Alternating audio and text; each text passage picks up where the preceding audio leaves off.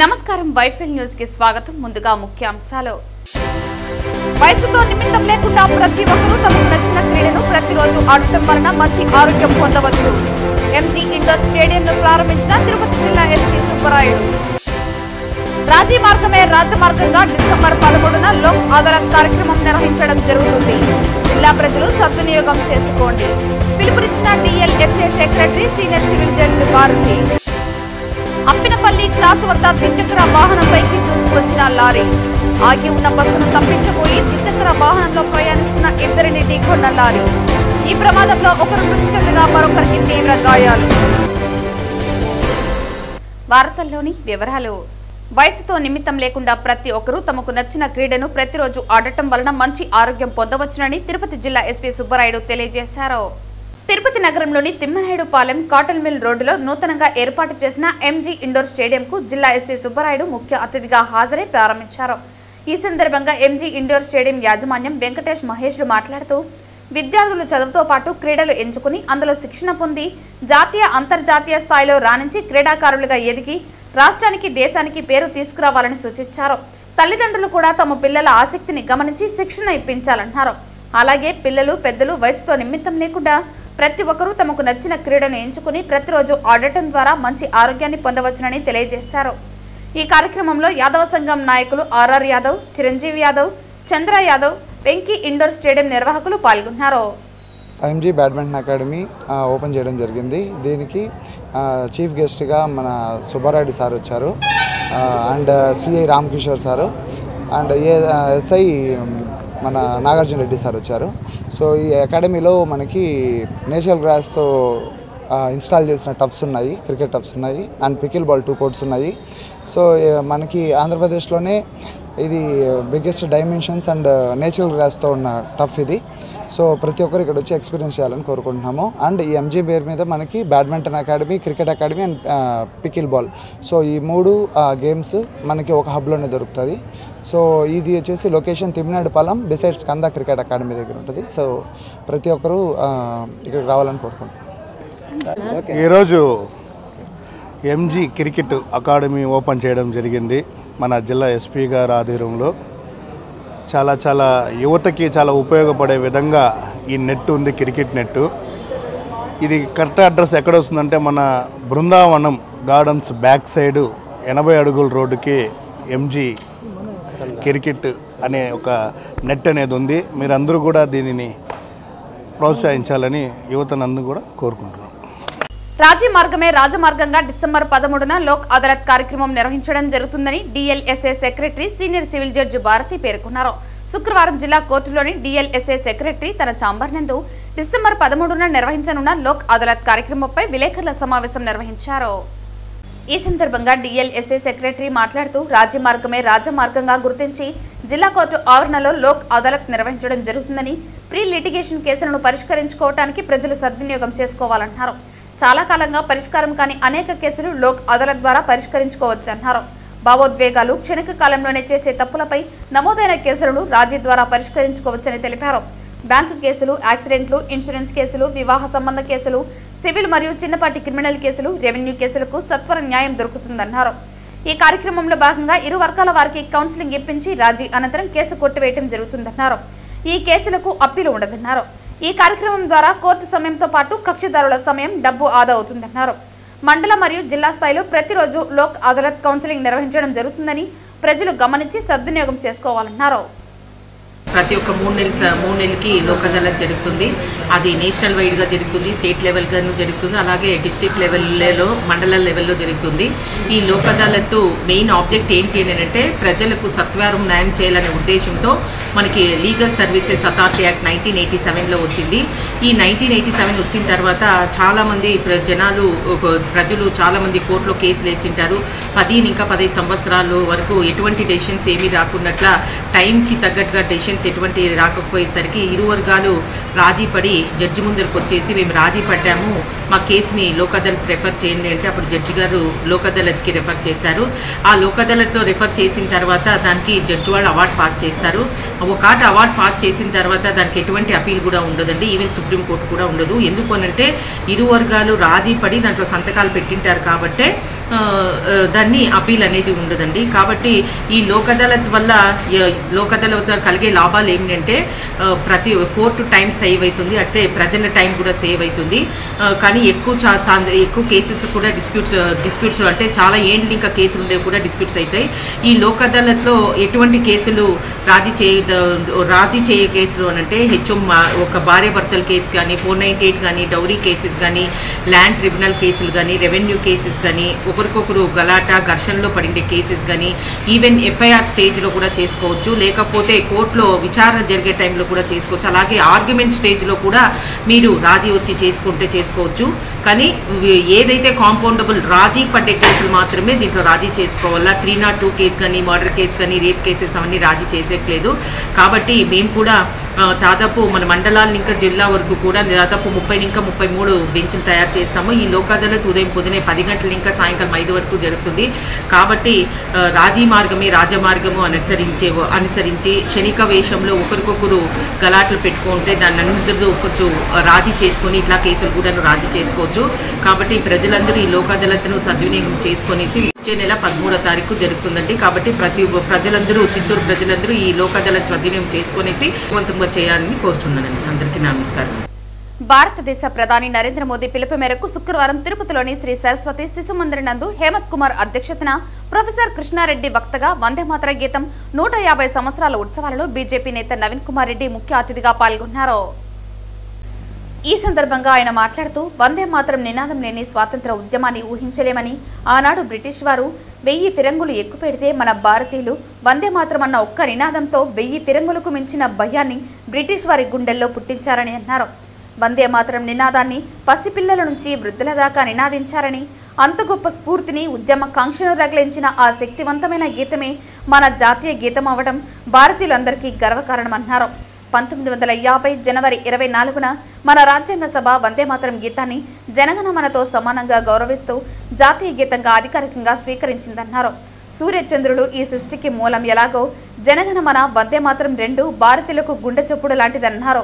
వందే మాతరం అన్న గీతంలో జన్మించిన తల్లితో పాటు సరస్వతి, లక్ష్మి, పార్వతీదేవులను స్తుతిస్తూ భరతమాత యొక్క ఔన్నత్యాన్ని బెంగాలీ కవి బంకిం చంద్ర చటర్జీ అద్భుతంగా రచించారని, దానిని రవీంద్రనాథ్ ఠాగూర్ 1896లో స్వరకల్పన చేసి జాతీయ కాంగ్రెస్ సమావేశంలో ఆలపించారని అన్నారు. వందే మాతరం అన్న నినాదం బ్రిటిష్ తెల్లదొరలకు శత్రు నినాదంగా మారిపోయిందని, భారతదేశ చరిత్రలో వందే మాతరం ఉద్యమం ఒక నూతన శకానికి నాంది పలికిందని నవీన్ కొనియాడారు. వందే మాతరం భారత్ మాతాకి జై అన్న నినాదాలతో పిల్లలు పెద్దలు హోరెత్తించారు. అనేది భారతీయుల గుండె చప్పుడు. ఆ నినాదంతో ఒక పెద్ద ఉద్యమం నడిచింది. బెంగాల్లో ప్రారంభమైనటువంటి ఉద్యమానికి ఆ రోజు వందే మాతరం అన్నటువంటి గీతాన్ని రచించినటువంటి బంకిం చంద్ర చటర్జీ గారు ఆ రోజు ఇంత ప్రపంచవ్యాప్తంగా ఇంత విశ్వవ్యాప్తం చెందుతుందని అనుకోలేదు. అలాంటి వందే మాతరం ఈరోజు ప్రతి ఒక్క భారతీయుల గొంతుకగా మారి ఒక ఉద్యమ స్ఫూర్తికి నినాదంగా వందే మాతరం మారింది. ఆనాడు బ్రిటిష్ వాళ్ళు 1000 ఫిరంగులను పెట్టి భారతీయులను ఎదుర్కోవాలని చెప్పి వస్తే మన భారతీయులంతా ఒక్క వందే మాతరం నినాదంతో 1000 ఫిరంగులకి సమాధానం చెప్పారు. వాళ్ళ గుండెల్లో గుబులు పుట్టించారు. అలాంటి బ్రహ్మాస్త్రం లాంటిది ఈ వందే మాతరం అన్నటువంటి పదం. ఆ పదంలోనే ఒక వైబ్రేషన్ ఉంది. ఆ పదం పలికితేనే మనం పులకరించిపోతాం. భారతీయులంతా కూడా ఈరోజు వందే మాతర గీతాన్ని అంగరంగ వైభవంగా భవిష్యత్ తరాల వారికి అందించాలి అన్నటువంటి ఒక మహోన్నతమైనటువంటి లక్ష్యంతో మన ప్రియతమ ప్రధాని శ్రీ నరేంద్ర మోడీ గారు 150 సంవత్సరాలు పూర్తయిన సందర్భంగా ఈ వందే మాతరం యొక్క ఉత్సవాలను ఈ సంవత్సరం అంతా కూడా మన భారతదేశం అంతా కూడా అన్ని వర్గాల ప్రజలు కూడా ఈరోజు పండుగ వాతావరణంలో జరుపుకోవాలని చెప్పని పిలుపునివ్వడంతో ఈరోజు మనం ఈ సరస్వతి శిశు మందిరంలో ఈ కార్యక్రమాన్ని నిర్వహించుకుంటున్నాం. దేశమంతా కూడా ఒక పండుగ వాతావరణం నెలకొల్పుతున్నారు. నరేంద్ర మోడీ గారు ఒక దూరదృష్టితో, ఎందుకంటే ఇలాంటి చిన్నపిల్లలు రాబోయే తరానికి వీళ్ళే మార్గదర్శకులు. వీళ్ళకి వందే మాతరం గురించి కానీ మన జనగణమన గురించి కానీ తెలియాలి. ఎందుకంటే ఈ పాశ్చాత్య సంస్కృతంలో పడిపోయి పిల్లలంతా కూడా సాంకేతిక పరిజ్ఞానంతో ఎటో వెళ్తున్నారు. మన పూర్వీకులు బ్రిటిష్ కబంధ హస్తాల నుంచి మన దేశానికి ఎటువంటి ఉద్యమాలు నడిపారు, ఎటువంటి ఉద్యమ స్ఫూర్తితో, ఎటువంటి నినాదంతో మనకు దేశానికి స్వాతంత్రం తీసుకొచ్చారన్నటువంటి ఈ వందే మాతర గీతం ఈరోజు పెద్దలు చెప్పినట్టు జనగణమనతో సమానంగా ఆ రోజు మన భారత రాజ్యాంగం దాన్ని అమలు చేసి ప్రకటించడం జరిగింది 1950లో. అలాంటి వందే మాతర గీతాన్ని ఈరోజు ప్రతి ఒక్క చోట కూడా మనం ఇంకా కొనసాగిస్తున్నామంటే నిజంగా మనమంతా కూడా ధన్యులమని చెప్పుకోవాలి. నేను ఒక్క మాటలో చెప్తున్నాను, ఈ సృష్టికి సూర్యచంద్రులు ఎంత ముఖ్యమో సూర్యచంద్రులు లాగే అదే విధంగా వందే మాతరం జనగణమన, ఈ సృష్టిలో సూర్యచంద్రులు ఉన్నంత వరకు వందే మాతరం జనగణమన అనేది నిరంతరం జీవనదిలాగా కొనసాగుతూనే ఉంటుంది. ఇలాంటి ఒక గొప్ప కార్యక్రమాన్ని తిరుపతి పవిత్ర పుణ్యక్షేత్రంలో మహనీయుల మధ్యలో పంచుకునే అవకాశాన్ని నాకు కల్పించినటువంటి పెద్దలకు హృదయపూర్వకంగా ధన్యవాదాలు తెలియజేసుకుంటున్నాను. వందే మాతరం గీతం ఆవిర్భవించి 150 సంవత్సరాలు పూర్తయిన శుభ సందర్భం పురస్కరించుకుని చంద్రగిరి పద్మావతి బాలికల ఉన్నత పాఠశాల ప్రధాన ఉపాధ్యాయులు వెంకటరమణారెడ్డి అధ్యక్షతన మండల విద్యాశాఖ అధికారి లలిత కుమారి ఆధ్వర్యంలో శుక్రవారం వేడుకలు ఘనంగా జరిగాయి. ఈ కార్యక్రమానికి ముఖ్య అతిథులుగా బీజేపీ సీనియర్ నాయకులు మేడసాని పురుషోత్తం నాయుడు మరియు జిల్లా మహిళా మోర్చా నాయకురాలు మేడసాని అన్నపూర్ణ హాజరయ్యారు. ఈ కార్యక్రమంలో హాజరైన ఉపాధ్యాయులు విద్యార్థులను వందే మాతరం గీతాన్ని సామూహికంగా ఆలపించారు. వారి గీతాలాపనతో స్కూల్ ప్రాంగణం దేశభక్తితో నిండిపోయింది. ఈ సందర్భంగా మేడసాని పురుషోత్తం నాయుడు మాట్లాడుతూ వందే మాతరం గీతం భారత స్వాతంత్ర సమర యోధులలో దేశభక్తిని జ్వలింపజేసిన ఒక అజరామజ గీతమని కొనియాడారు. బంకిం చంద్ర చటర్జీ కలం నుండి జాలువారిన ఈ గీతం భారత మాత కీర్తి ప్రతిష్టలను యావత్ ప్రపంచానికి చాటి చెప్పిందన్నారు. ఈ గీతం మనందరిలో దేశ ప్రేమ, ఐక్యత, త్యాగస్ఫూర్తి వంటి ఉన్నతమైన విలువలను పెంపొందిస్తుందని ఆయన పేర్కొన్నారు. విద్యార్థులు ఈ ఆదర్శ విలువలను తమ జీవితంలో అలవర్చుకుని దేశాభివృద్ధికి పాటుపడాలని పిలుపునిచ్చారు. ఈ కార్యక్రమంలో ఉపాధ్యాయులు, విద్యార్థులను, సిఆర్పి తదితరులు పాల్గొన్నారు.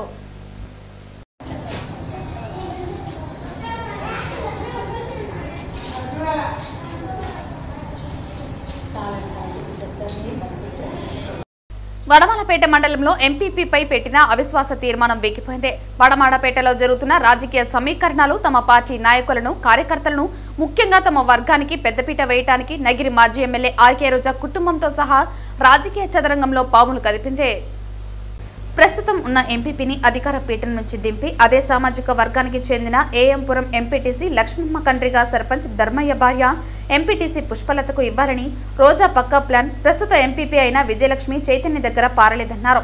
దీంతో ఆమెపై అసంతృప్తి పెంచుకున్న రోజా అవిశ్వాస తీర్మానం పెట్టి ఆమెను అధికారంలో నుండి దించేయాలని నిర్ణయించింది. 15 రోజుల క్రితం రోజా సోదరులతో వైసీపీ ఎంపీటీసీలు మండల సర్వసభ్య సమావేశాన్ని అడ్డుకోవడానికి విఫలయత్నం చేశారని తెలిపారు. అవిశ్వాస తీర్మానం పెట్టి ఎంపీపీ విజయలక్ష్మిని పదవి నుంచి తొలగించాలనే ప్రయత్నంలో భాగంగా ఎంపీపీకి మద్దతుగా ఉన్న ఎంపీటీసీలకు రాజకీయ ప్రలోభాలకు ఎరవేస్తున్నట్లు సమాచారం. దీంతో కొంతమంది ఎంపీటీసీలు అజ్ఞాతంలోకి వెళ్లిపోయినట్లు విశ్వసనీయ సమాచారం. ఈ సందర్భంగా మండల జడ్పీటీసీ మురళీధర్ రెడ్డి మాట్లాడుతూ వడమలపేట మండలంలో ఎంపీపీ పెట్టిన అవిశ్వాస తీర్మానం వీగిపోయిందన్నారు. గతంలో వైసీపీ పార్టీలో ఉండి వారి విధి విధానాలు నచ్చకుండా బయటకు వచ్చేయటం, టీడీపీలో చేరడం జరిగిందని జడ్పీటీసీ మురళీధర్ రెడ్డి తెలిపారు. వడమలపేట ఎంపీపీ పదవిని విజయలక్ష్మికి 2.5 సంవత్సరం అనంతరం ధర్మయ్య భార్యకి 2.5 సంవత్సరం ఇవ్వాల్సిందిగా నిర్ణయించారు. అయితే మాజీ మంత్రి రోజా 2.5 సంవత్సరం తర్వాత కూడా విజయలక్ష్మినే కొనసాగించేలా చేశారు.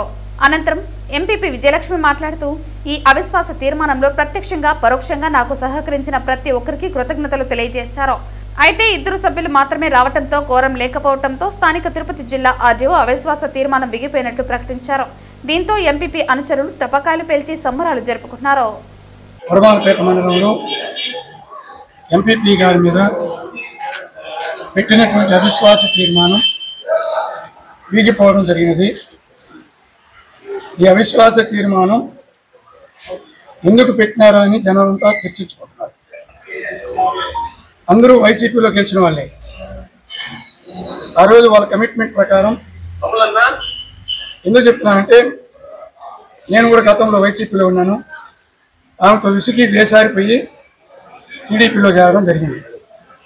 వాళ్ళ విధానాలు నచ్చక ఆ రోజు 2.5 సంవత్సరం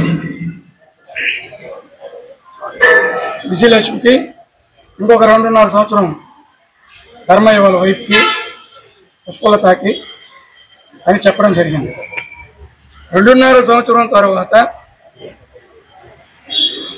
విజయలక్ష్మి గారు మేము పదవి వాళ్ళకి ట్రాన్స్ఫర్ చేయమని చెప్తే ఆ రోజు ఆమె ఎలక్షన్ కోసం ఆమె స్వార్థం కోసం కంటిన్యూ చేయడం జరిగింది. ఎలక్షన్ అయిపోయినా కూడా కూటమి ప్రభుత్వం అధికారంలోకి వచ్చినాక మళ్ళీ వాళ్ళు చెప్తే ఇప్పుడేం అవసరం లేదు, మీరే ఉండండి, మిమ్మల్ని కదిలిస్తే అన్ని దగ్గర కదిలించాల్సిన అవసరం వస్తుందని చెప్పడం జరిగింది. ఇప్పుడు ఎందుకు మార్చాల్సి వచ్చిందనేది మేము అట్లా ఎంక్వైరీ చేస్తే ఇదేదో సామంత రాజుల మాదిరిగా ఆమె నియోజకవర్గానికి ఎవరో నాయకత్వం వహిస్తారు, ఎవరినో ఇన్ఛార్జిని వేస్తారు, వాళ్ళని తప్పించడం కోసం ఈ వేరే గ్రూపు అంటే ధర్మయ్య వాళ్ళందరూ వాళ్ళ దగ్గరికి పోతున్నారనే ఉద్దేశంతో ఈ వీళ్ళని పావుగా వాడుకొని మండలంలో ఉన్నటువంటి కార్యకర్తల్ని వాళ్ళందరినీ ఇబ్బంది పెట్టి ఈ మాదిరిగా చేస్తుంది. నా పేరు వైఎస్ విజయలక్ష్మి. నేను వడమాలపేట ఎంపీపీగా ఉన్నాను. ఈరోజు ఇక్కడ మండల ఆఫీస్లో అవిశ్వాస తీర్మానం జరిగింది. ఈ అవిశ్వాస తీర్మానం వీగిపోవడానికి మాకు పరోక్షంగాను ప్రత్యక్షంగాను సహకరించిన వాళ్ళు కృతజ్ఞతలు చెప్తున్నాను. Thank you. వడమాలపేట ఎంపీపీ ఎన్నికల విషయంలో విలువలు మరిచి నీతిమాలిన రాజకీయాలు చేస్తున్న అవకాశవాదులు నిజస్వరూపాన్ని ఎండగడుతూ స్థానిక వైసీపీ సర్పంచులు ఎంపీటీసీలు కలిసి శుక్రవారం ప్రెస్ మీట్ నిర్వహించారు. ఈ సందర్భంగా వారు మాట్లాడుతూ ఎంపీపీ ఎన్నికల సమయంలో మాజీ మంత్రి రోజా పెద్ద మనసుతో ఆశావహ నాయకులందరికీ అవకాశం కల్పించాలనే ఉద్దేశంతో 2.5 ఏళ్ల పదవిలో ఉండాలనే ఒప్పందం చేయించి విజయలక్ష్మికి తొలి అవకాశం కల్పించారని, కానీ ఇప్పుడు ఒప్పందానికి విరుద్ధంగా ఎంపీపీ పదవికి రాజీనామా చేయకుండా ఉండటమే కాకుండా టీడీపీ నాయకులతో కలిసి దిగజారుడు రాజకీయాలు చేస్తున్నారని విమర్శించారు. పదవి వ్యామోహంతో టీడీపీతో చేతులు కలపడం న్యాయమా అని, ఒప్పందాన్ని మీరు దిగజారుడు రాజకీయాలు చేయటం ధర్మమా అని ప్రశ్నించారు. అవినీతిపరుడు భూ కబ్జా కోరుగా పేరు పొందిన మురళీరెడ్డి రోజమ్మ కాళ్లు పట్టుకుని వైసీపీ జెండాతో గెలిచి పార్టీకి వెన్నుపోటు పొడిచాడని, అలాంటి నీచుడు నీతులు మాట్లాడటం విడ్డూరంగా ఉందని విమర్శించారు. సర్పంచ్గా కూడా గెలవలేని వాడిని ఎంపీపీగా జెడ్పీటీసీగా చేసిన ఘనత రోజాదని, ఆ విశ్వాసం కూడా లేకుండా ఆమెనే విమర్శిస్తూ వెన్నుపోటు పొడిచిన విశ్వాసఘాతకుడు మురళీరెడ్డి అని విమర్శించారు. అలాంటి నీచుడికి వైసీపీ ఎంపీటీసీలతో పనిమిటని ప్రశ్నించారు. అతను టీడీపీలో ఉంటూ వైసీపీ అంతర్గత వ్యవహారాల్లో తలదూర్చడం తగునా అని విమర్శించారు. అతను నిజంగా మనిషి అయితే వైసీపీ గుర్తుతో గెలిచిన తన జెడ్పీటీసీ పదవికి రాజీనామా చేసి టీడీపీ గుర్తుతో పోటీ చేసి గెలవాలని సవాల్ చేశారు. రోజా అర్హత గురించి ప్రశ్నించే ముందు తనకు జెడ్పీటీసీ హోదా ఎవరు కల్పించారో గుర్తు చేసుకోవాలని అన్నారు. రోజా చేసిన అభివృద్ధి గురించి ఎవరిని అడిగినా చెబుతారని, ఎక్కడ చూసినా కనబడుతోందని, దానిపై విమర్శించే అర్హత ఆ వెన్నుపోటు మురళికి లేదని అన్నారు. రోజా చేసిన అభివృద్ధిపై బహిరంగ చర్చకు తానెప్పుడూ సిద్ధమేనని ఆమె చెబుతున్నా ఆ సవాలును స్వీకరించలేని దద్దమ్ములు కారుకూతలు కోయటం మానుకోవాలని హెచ్చరించారు. ఈ మధ్యలో 4 సంవత్సరాలైనాక మేమంతా గట్టిగా వాళ్ళకి ఇవ్వాలి, వాళ్ళకి అన్యాయం జరగాలని చెప్తే రోజుకు ఒక మాట, 15 రోజుల తర్వాత మా రిజైన్ చేస్తాను, నాకు అవమానం, అక్కడ పోయి ఏదో ఒక ఎంపీపీ రిజైన్ చెప్పించు, నేను చేస్తాను, నువ్వేం చెప్తే అది అని ఆ మేడంకి కల్లుపుల్లు మాటలు నమ్మించి ఆ మనిషి ఈరోజు పెద్ద మనిషిగా ఇంకొకరి చెప్పిస్తున్నాడు. సిగ్గుంటే ఆ మనిషి చెప్పలేదని చెప్పని చెప్పు, 16వ తేదీ నేను రిజైన్ చేస్తాను, మళ్ళీ మరుసటి రోజు 15వ తేదీ రిజైన్ చేస్తాను. ఈలోగా అడిగితే ఆ 3వ తేదీ అవిశ్వాసం తీర్మానం పెట్టినారు కాబట్టి నేను చేయలేదు, నేను 15వ తేదీ వరకు ఉన్నామని చెప్తే వాళ్ళు చేయలేదు కాబట్టి నేను అవిశ్వాస తీర్మానం. మేడం ప్రతి ఒక్కటి మెసేజ్ పెట్టినది. మేడం ప్రతి ఒక్కరు మేము ఓసీలు అయినా బీసీలని పైన పెట్టుకొని మేము రూలింగ్ ఉన్న రోజులు ఆమె ఈరోజు ఎవరు ఉన్నారో వాళ్ళే పైన పెట్టుకొని అంతా చేసి ఈరోజు వాళ్ళు ఆమె వెన్నుపోటు పడుతున్నారనేసి నాకు చాలా బాధపడినది. మేము ఏ రోజుకి ఆమె అంతులమే, మేము ఆమె ఎక్కడుంటే అక్కడ ఉంటాము.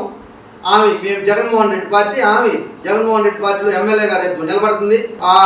నేను పార్టీ ప్రెసిడెంట్గా ఈ అవిశ్వాస తీర్మానం పెట్టాక అయినా మళ్ళీ పోయి నా సన్నిహితుడితో అతను ఎంపీపీ వాళ్ళ మామగారు చెప్పారు, ఇట్లా మాదిగా సుబ్రహ్మణ్యం అన్న వచ్చిన, రామప్రసాద్ అన్న వచ్చిన, నన్ను అడుగుంటే నేను చేసేస్తుంటాను అడిగితే సరే నేను పార్టీ ప్రెసిడెంట్గా అతనికి ఒక మాట అడిగినాను. ఏమనంటే లేదు నువ్వు చెప్పింది మాకు అవమానం జరగకూడదు, వాళ్ళకి అవమానం జరగదు, ఏం చేస్తే నేను దానికంటే సరేనా నేను చెప్పాను. అది కూడా ఇంకొక అతనితో చెప్పించి నేను అడతాడు, నేను చెప్పింది నేను, అతను చెప్పినాడు లేదా చెప్పండి. దీన్ని అడుగుమంటే మేడం మీద, madam state leader village leader కాదు, అది తెలుసుకొని మాట్లాడండి. గంగవరం మండల పోలీస్ వర్గాలు మీడియాకు తెలిపిన సమాచారం మేరకు నలసనపల్లి గ్రామం నుంచి బోయకొండకు వెళుతూ ఉంటే అప్పినపల్లి క్రాస్ వద్ద ద్విచక్ర వాహనంపైకి లారీ దూసుకొచ్చి భరత్ అనే యువకుడు మృతి చెందాడు. మరొకరికి తీవ్ర గాయాలైనట్లు తెలిపారు. వివరాల్లోకి వెళితే గంగవరం మండల పోలీస్ వర్గాలు మీడియాకు తెలిపిన సమాచారం మేరకు తన గ్రామం నుంచి బోయకొండకు వెళుతూ ఉంటే అప్పినపల్లి క్రాస్ వద్ద ద్విచక్ర వాహనంపైకి లారీ దూసుకొచ్చినట్లు తెలిపారు. ఈ ఘటనలో ఒక వ్యక్తి మృతి చెందగా మరొకరికి తీవ్ర గాయాలైనట్లు తెలిపారు. పుంగునూరు నుండి పలమనేరు వైపు వస్తున్న లారీ ఆగి ఉన్న బస్సును తప్పించబోయి ద్విచక్ర వాహనంలో ప్రయాణిస్తున్న ఇద్దరిని ఢీకొంది. ఈ ప్రమాదంలో భరత్ మృతి చెందగా కార్తిక్ కు తీవ్ర గాయాలయ్యాయి. గాయపడిన వ్యక్తిని హుటాహుటిన ప్రభుత్వ ఆసుపత్రికి తరలించి ప్రాథమిక వైద్యం అందించగా మెరుగైన వైద్యం కోసం చిత్తూరుకు రిఫర్ చేయడం జరిగిందన్నారు. ఘటనపై మరిన్ని వివరాలు తెలుపుతామని పోలీసులు పేర్కొన్నారు.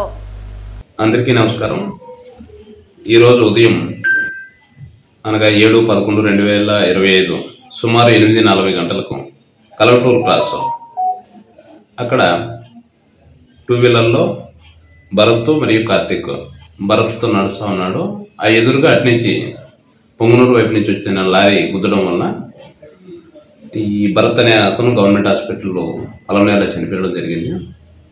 ఇంకా ఫిర్యాదు వాళ్ళు భరత్ అలా అన్నయ్య ఇస్తా ఉన్నాడు. ఇచ్చిన ఫిర్యాదు మేరకు కేసు నమోదు చేసి తదుపరి విషయాలు తెలియజేస్తాం.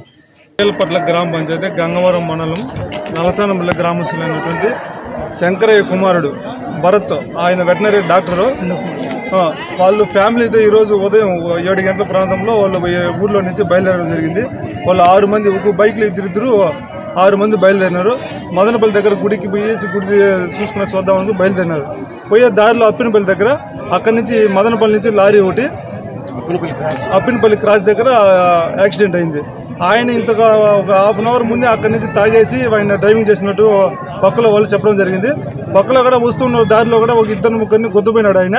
వాళ్ళు తప్పించుకున్నారు. కానీ వీళ్ళు దురదృష్టవశాత్తు వీళ్ళు తగులుకునేసినారు. వీళ్ళిద్దరిని గుద్దడంతో ఆనే స్పాట్లోనే మనిషి చనిపోయినారు. ఇప్పుడు హాస్పిటల్కి వేసుకొచ్చి ఇక్కడ మా ఊళ్ళంతా వచ్చి చూడండి, మీకే తెలుస్తూ ఉంటుంది ఎంత బాధపడుతున్నారు అందరూ. వాళ్ళ తల్లి తండ్రి కానీ చాలా ఆశలు పెట్టుకున్నారు వాడిపైన. బాగా మంచి వయసుకు వచ్చిన పిల్లోడు ఈ మరి హఠాత్తుగా చనిపోవడంతో ఊర్లో వాళ్ళందరికీ కూడా, మాతో పాటు అందరికీ కూడా చాలా బాధాకరం అనిపిస్తుంది. ఒకసారి అంతా కూడా చూడండి మీరు, స్పాట్లోనే గుద్దిని వెంటనే చనిపోయాడు మనిషి. లోటు వచ్చిన వాళ్ళే లారీలో తాగేసి నడుపుతారు. వాళ్ళు ఏం చేయాలా? ఏడంటే ఆడి చెక్ పోస్టుల్లో నిలిపేయాలా? ఇప్పుడు నిండు పానం పైన ఎవరు తెచ్చిస్తారా? ఆ లారీ వాడు తెచ్చిస్తాడా సార్?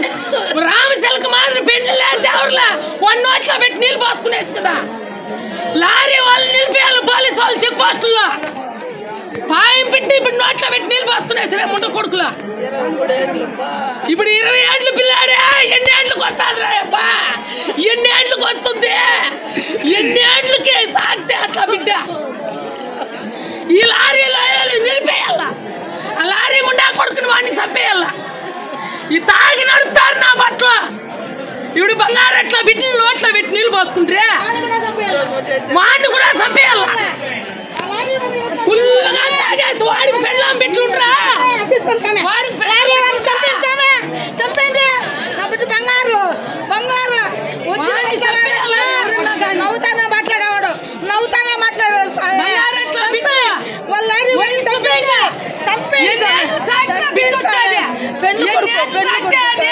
బాగొట్టుకున్నాను ఒక బిడ్డ దొంగముండా కొడుకులా. నా బిడ్డ బాగొట్టుకోని నేను ఎంత బాధపడతా ఉంటా. రామశిల్కలు మాత్రుండ్రే లారీ వాడి నోట్లో వాడిని చంపేయండి. చెక్ పోస్టుల్లో లారీలు వదలకూడదు. నైట్ కొంచెం వదల పోలీసు వాళ్ళు ఎందుకుంటే అది ఎంత బాధ అవుతుంది. నేను ఒక బిడ్డ బాగొట్టుకొని ఇప్పుడు చచ్చి బతుకుతా ఉంటా. వార్తలు ముగించే ముందు ముఖ్యాంశాలు మరోసారి. వయసుతో నిమిత్తం లేకుండా ప్రతి ఒక్కరూ తమకు నచ్చిన క్రీడను ప్రతిరోజు ఆడటం వలన మంచి ఆరోగ్యం పొందవచ్చు. ఎంజీ ఇండోర్ స్టేడియంను ప్రారంభించిన తిరుపతి జిల్లా ఎస్పీ సుబ్బరాయుడు. రాజీ మార్గమే రాజమార్గంగా డిసెంబర్ 13న లోక్ అదాలత్ కార్యక్రమం నిర్వహించడం జరుగుతుంది. జిల్లా ప్రజలు సద్వినియోగం చేసుకోండి. పిలుపునిచ్చిన DLSA secretary senior civil judge Bharathi. Appinapalli cross వద్ద ద్విచక్ర వాహనంపైకి దూసుకొచ్చిన లారీ ఆగి ఉన్న బస్సును తప్పించబోయి ద్విచక్ర వాహనంలో ప్రయాణిస్తున్న ఇద్దరిని ఢీకొన్న లారీ. ఈ ప్రమాదంలో ఒకరు మృతి చెందగా మరొకరికి తీవ్ర గాయాలు.